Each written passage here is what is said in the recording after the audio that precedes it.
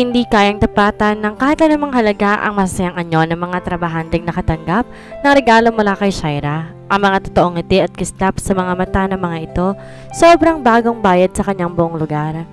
Lalo siyang natawa nang pumila na rin ang bunsong anak na lalaki sa pamilya para mag-abot sa kanya ng pulang rosas. Tawa siya ng tawa habang isa-isang natapos ang buong selebrasyon. Bagsak na siya sa pagod pagsapit ng alas 9 ng gabi. Si nanay po rin ang nagbalot ng mga natirang pagkain para ipadala sa bawat pamilya. Di na napunta ni Shaira si Charito sa silid para mapagbalitaan. Agad siyang naghanda ng pagtulog pagpasok sa silid. Mabilis siyang nakapagbihis ng pantulog. Eksakto nagdive siya sa kama ng kumatok. Si Charito marahil ang nasa labas. Malamang di na makapaghintay ang kapatid niya. Hindi na gustong ipagbabukas pa ang mga kwento. Nagikab na tinungo ni Shaira ang pinto. Di na siya nag-aksaya ng panahong ayusin ang nagulong buhok. Nakangiti siya, handang simulan agad sa panunokso ang pakikipagkwentuhan kay Charito. Ngunit kay bilis na bura ang kanyang ngiti ng si Marco ang mabungaran. Napako siya sa kinatatayuan. Nagsimulang estatwa sa harap na lalaki. Late na ako, sabi ni Marco sa anyo para naaaliw sa itsura niya. Mukha na pigil ng tawa. Bakit ba hindi man lang nagpasabi ang lalaking to? Nakakapagsuklay man lang sana siya ng buhok. Happy birthday, Shaira! Iniabot ni Marco sa kanyang 7 piraso ng pulang rosas. Napamaang si Shaira pero nakabawi rin kaagad na magkaroon ng tunog ang magaan na pagtawa ng lalaki. Galing pa ako sa site kaya mapapatawad ko ng shock na yan sa mukha mo. Ngayong gabi pa lamang ang pahinga naming lahat kaya pasensya na kung hindi ako masyado ngayong gabi. Pogi! Ayos lang, mamiss ang birthday mo. Salamat. Paano mo nalaman? Kay Jillian. Nagkwento siya ng mga preparation sa farm kagabi pa. Busy raw kayong lahat eh. Isang rosas lang naman ang requirement sa bawat bisita. Ang dami nito 7? Sinadya niya namang tingnan ni Marco ng mga mata. Baka mahalata nitong abnormal na naman ang kanyang heartbeat. Equivalent to 1 week. Ngumiti ang lalaki. Sa liwanag ng ito'y nagmumula, sa silid ay nakita ni Shaira ang daming kislap sa mga mata ni Marco. Baka sakali lang na akong isipin mo sa buong linggo sa mga rosas na yan. Nagkaroon ng tunog ang tawa ni Shaira. Alam niya na biro niya lamang iyon. Ganon? Ganon talaga? Nagtama ang kanilang mga mata. Tila huminto naman saglit ang pag-inog ng mundo. Halos sabay silang tumawa at binawi ang tingin sa isa't isa. Galing ka na ba sa room ni Jillian? Mukhang pagod ka, Shaira. Nagsabay silang magsalita. Nagkatitigan na naman at maya-maya nagkangitian. Dumaan na ako sa room ni Jillian. Nakakapagod na. Sabay naman silang nagsalita. Sa pagkakataong yon may tunog na ang kanilang mga tawa. Ikaw nang bahala sa sarili mo, ha? Inaantok na talaga ako eh. Napahikab si Shaira. Bukas na lang tayo mag-usap, Marco. Nagising ang kanyang inaantok na diwa nang yakapin siya nito. Mas sinigpitan pa ng lalaki ang yakap. Ikaw ang pinakamagandang babae na nakita ko na inaantok. Napangiti siya sa sinabi ni Marco. Papakainin ka nila kahit hindi mo ako bulahin. Pinagbigyan niya ang sarili. Birthday naman niya at tinugon niya ang yakap nito. Naramdaman ni Shaira na umangat sa kanyang batok ang palad ni Marco. Kinabig siya at maringhinagkan sa ibabaw ng ulo. Mag-usap tayo bukas. Marahang tinulak siya ni Marco papasok sa loob at pinalaya sa yakap. Magpahinga ka na. Kinabig ni Marco pasara ang pinto ng silid. Ngiti-ngiti si Shaira habang nakahiga sa kama. Kinumpleto ng pagdating ni Marco ang kanyang birthday. Si Jillian ang nagisna ni Shaira kinabukasan. Good morning, baby. Nakapikit pang hinina ni Shaira ang pahigaang bata at mahigpit na yakap para hindi makawala. Ma?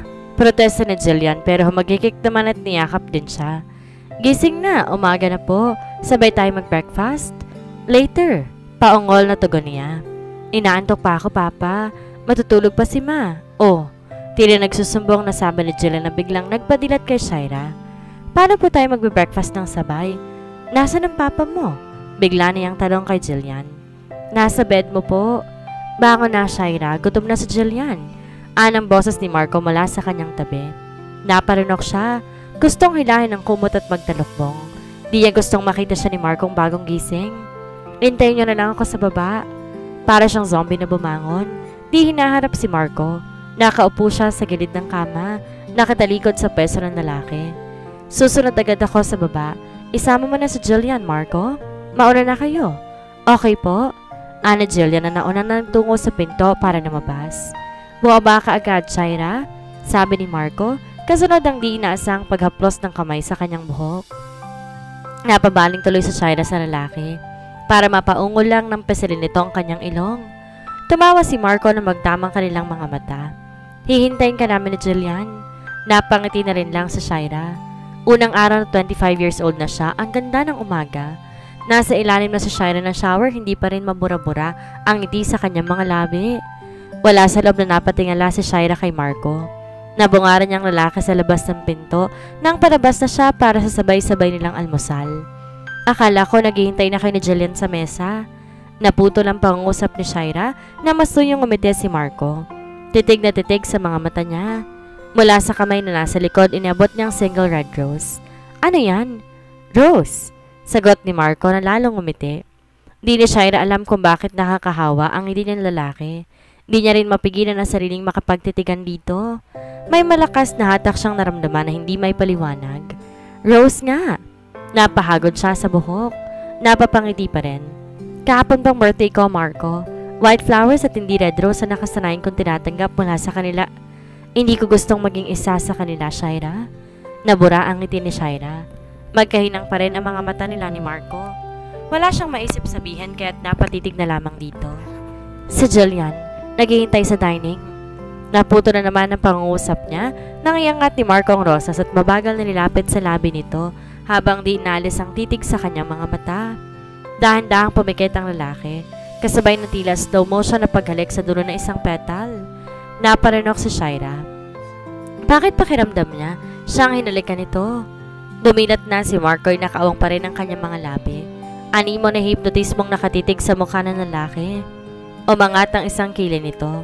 Nakataas ang sulok ng bibig nang muling inabot ang rosas. With all my love. Lalo sa Shairang napamaang. Tumawa si Marco. Kung magulat ka, parang krimen ang magbigay ng bulaklak ka. Wala nang seryosong titig ng lalaki nang nag-freeze yata sa pag-function ng kanyang utak kanina. Kunin mo na, Shaira. Wala nang hinihinging kapalit kaya huwag kang matakot. Happy birthday and good morning lang ibig sabihin yan. Huwag kang mag-overanalyze. Salamat sa pagtawa ni Marco na tauhan sa Shaira. Pinagkita sa magaan niyang anyo na binata, napangiti na rin sa Shaira. Thanks. Happy birthday. Kahapon yon. Inaantok ko nang hindi binati kita kagabi. Napangiti na naman siya. Thank you, again. Niyakap siya ni Marco. Mas pinili ni Shaira ang pag-aanin ng usapan kaysa bigyan ng malalim na kahulugan ang bulaklak at yakap nito. Bakit nga ba niya ini-stress ang sarili? Tumugon siya sa yakap tulad ng pagkakayakap niya sa mga nagbigay ng bulaklak ng gift-giving sa kanyang party. Hindi lang siya pinayagan ni Marco na dumistansya kaagad. Inigpitan nito ang kanyang yakap. Nasasanay ka na, Marco. Pabirong sabi na lang ni Shaira pero hindi ito ay tinulak. Muling tumawang lalaki. Ikaw ang sinasanay ko. Maingat na hinigpitan pa nito ang yakap. Parang takot ka sa yakap, Shaira. Hindi ako nangangagat. Ah, nahalata mo pala. Di niya itatanggi dahil totoo. Di talaga siya handa sa ganong affection. Masyadong obvious. Baby lang naman ang niyayakap ko kaya ganon. Hindi kasamang baby damulag katulad mo. Tumawa muli si Marco. Natatakot ka sa yakap ko? Hindi naman. Okay lang kahit higpitan ko pa. Wag na, sobrang higpit na eh. Napapangiti na sa Shaira. Hindi totoo yun. Maingat ang yakap ni Marco. Yakap na hindi siya matatakot kahit magtagal. Hindi pa, nakakangiti ka pa nga eh. Di yan napigilan na malakas sa pagtawa. Bakit alam ni Marco na nakangiti siya? Di naman nakikita ng lalaki ang kanyang mukha na nakabaon sa dibdib nito. Natigilan siya. Naging aware sa mabilis na heartbeat ni Marco. Bakit ba alam mong lahat? Ako sa niya. Di na rin kumilos sa pagkakayakap ni Marco. Di sumagot ang lalaki. Hinigpitan pang yakap bago siya marahang pinakawalan. Sumenyas ito na mauna na siyang maglakad. Tahimik na sumunod si Marco pababa. Naramdaman ni Shaira ang titig ng lalaki sa kanyang likod. Hanggang nasa mesa na sila, kasalo si Jillian ay hindi niya mapigil na mapangiti. May kakaibang gaan siyang nararamdaman na hindi niya alam saan naman nagmula. Buhay na buhay naman ang kwentuhan ng mag-ama tungkol sa mga laruan. Nakatuon sa pagkain at kay Marco ang atensyon ni Jillian, habang si Marco naman inaasikaso ang bata. Ilang beses na nagsalubong ang mga mata ng lalaki, sabay ang pagngiti nila sa isa't isa. Hindi ni Shaira alam kung anong meron sa umagang iyon at hindi mabigyan ng pangalan ang kakaibang sayang nasa dibdib. Manood ng sine? Ulit ni Shaira sa sinabi ni Marco. Nakaupo siya sa passenger seat sa harap, katabi ang lalaki na nagmamaneho. Kagagaling lamang nila sa school. Inihatid nila si Jillian. Hapon ang schedule ng exam ng mga bata. Kung dati si Shaira ang nasa Manibela at diretso na siya sa bahay pagkatapos ihatid si Jillian, ngayon na madalas na nasa Victoria si Marco ay ito na ang kanilang naging driver. Hindi ka nanonood ng sine? Sa room ni Lola Carmelia. Kaming tatlo ni na Jillian. Sinulapan siya ni Marco. Subukan mo naman sa sinihan. Mas okay sa akin sa bahay na lang, kami ni Jillian. Hindi ito mimik ng mahabang sandali. Siya na may naaliw sa pagtitig sa pamilyar na tanawan ni Victoria. You don't out on movie dates? Narinig ni Shaira na tanong ni Marco. Umawang ang kanyang bibig bago napabaling sa lalaki. Diretso sa harap ang tingin nito, kaswal na nagmamaneho. Inaalam ba ni Marco ang personal na impormasyon tungkol sa kanya? Kung ibang lalaki nagtanong, hindi siguro siya sasagot. May kung ano kay Marco na hindi sila maintindihan. Magaan ang kanyang loob, hindi nagdadalawang isip sagutin ang mga personal na tanong kapag ito ang kausap niya. Siguro dahil ama ito ng batang tinuturing na niyang tunay na anak. Hindi may anak na ako, ani Shaira sa mababang tono. Ibang priorities ko mula nang dumating si Jillian. Di na siya sasabihin kay Marco ang pinaglalaanan niya ng lahat ng oras. Si Jillian ang sentro ng kanyang atensyon. Kinalimutan niya maging ang sarili, maibigay lang dito ang lahat ng pangangailangan nito. Hindi ni Shaira gustong maranasan ng bata ang naging buhay niya bilang Julia. Pinili niyang parindigan ang pagiging ina, kaya hindi niya maaaring isumbat kay Marco ang mga taong lumipas na hindi ito naging ama kay Jillian. Ilang segundong hindi umimik si Marco. Wala namang himig ng pananambat ang tono ni Shaira, kaya't hindi siguro sinabi niya ang dahilan ng pananahimik nito. Napaisip si Shaira nang tumagal ang pananahimik ni Marco. Ang akala niya dati ang responsibilidad na naiwan sa kanya ang dahilan kaya hindi niya pinasok ang isang relasyon. Ngayon, unti-unting nagiging malinaw sa kanyang lahat. Pilit niyang ilayo ang sarili sa relasyon dahil buo na ang kanyang tiwala sa pag-ibig. Kung nagmamahalan ng kanyang mga magulang, hindi siya basta iiwan lamang sa ampunan. Bunga siya ng pag-iibigan ng mga ito, hindi ba? Kung ganun, bakit siya pinababayaan? Bakit siya niya ang lumaking walang kinikilalang mga magulang na parang walang totoong pamilya? Nang mapunta siya sa poder ni Lola Carmelia, lalo niyang nakita na hindi kailangan isang lalaki sa buhay para umikot ang mundo na isang babae. Naibigay nito sa kanyang pagmamahal, kaya naman nang maging anak niya si Jillian ay ginawa niyang lahat para maging karapat-dapat na ina. Di naging interesada si Shaira sa date na ngayon sinasabi ni Marco dahil wala yun sa kanyang priorities.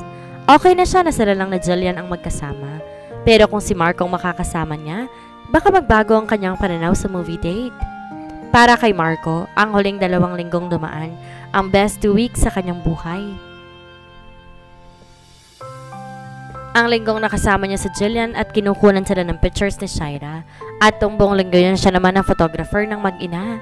Sana nga totoo na lang na ipinilig agad ni Marco ang ulo na para putulin ang naisip. Di niya gustong mag-isip ng anumang magpapabago sa kanyang mood.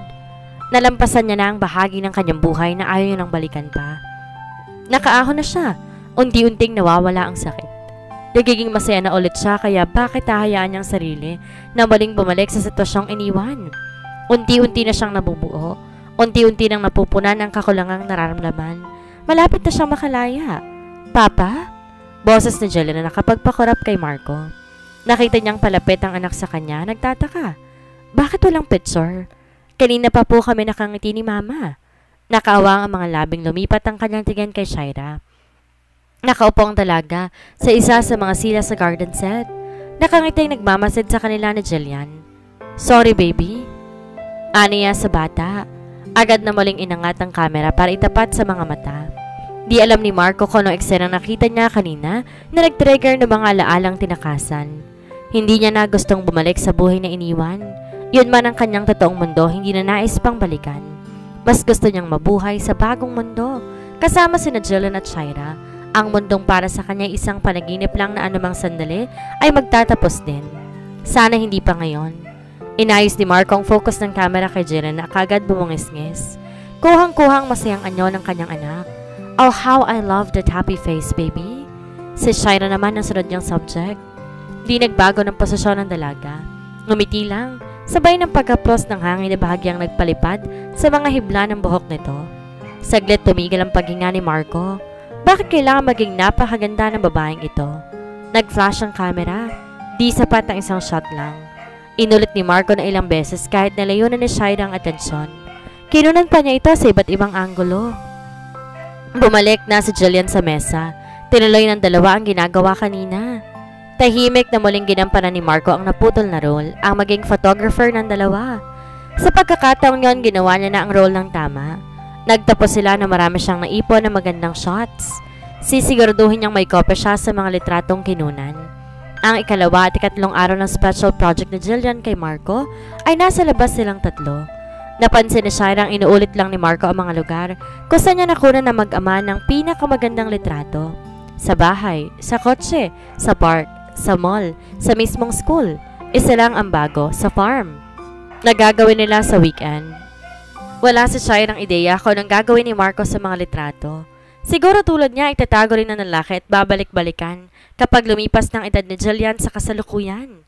Dapat lang marami silang souvenir sa kanilang masasayang eksena.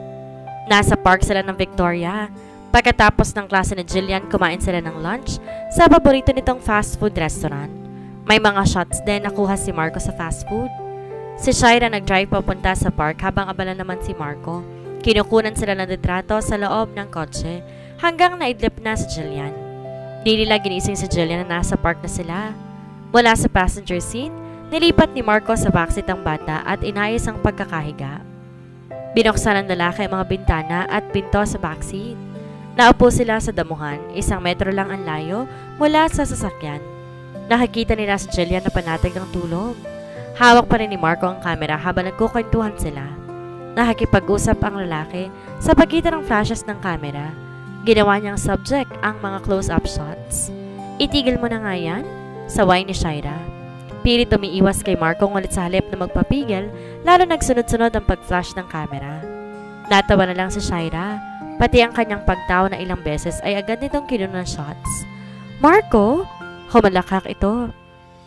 Nag-flash muli ang camera. Sa hula ni Shaira, nakunan siya ng lalaki ng nakanganga. Mabilis itong nilayo ang camera at takmang aagawin niya. Hindi mo pwedeng makita. Tatapusin muna namin ni Jillian ang project. Ngiti-ngiti, nasabi pa ni Marco.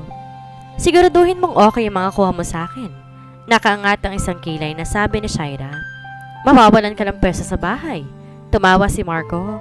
Tuwang unti-unting nawala ng tunog ng magtamang kanilang mga mata. Pakiramdam ni Shaira biglang naging sobrang tahimik. Naramdaman niyang napakalakas ang pintig ng kanyang puso habang nakatitig sa mga mata ni Marco. Biglang nagbawi ng tingin ang lalaki. Naputol ang spell sa pagitan nila. Tumayo ito at naglakad ng ilang hakbang. Sinipat ang kamera. Tumayo na rin siya para bumalik sa kotse. Samahan mo na si Jillian sa backseat. Narinig niyang sabi ni Marco. Nasa likod na niya. Inunahan na siya sa pagbukas ng pinto ng kotse. Nilapag nito sa passenger seat ang camera bago lumigid sa kanilang pinto sa backseat para pagbukas siya. Sa buong biyahe nila, hindi na sila nag-imikan.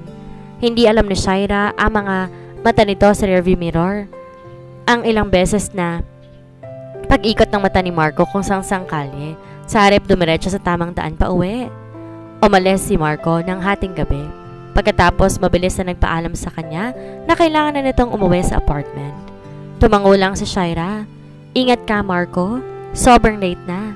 Huminto ang binata sa paghakbang. Kumabog na naman ang kanyang dibdib. Nilingon siya nito. Babalik ako, Shaira. Kahit wag na. Naisip niyang magbiro na lang para patayin ang konamang nagpapakabog sa kanyang dibdib.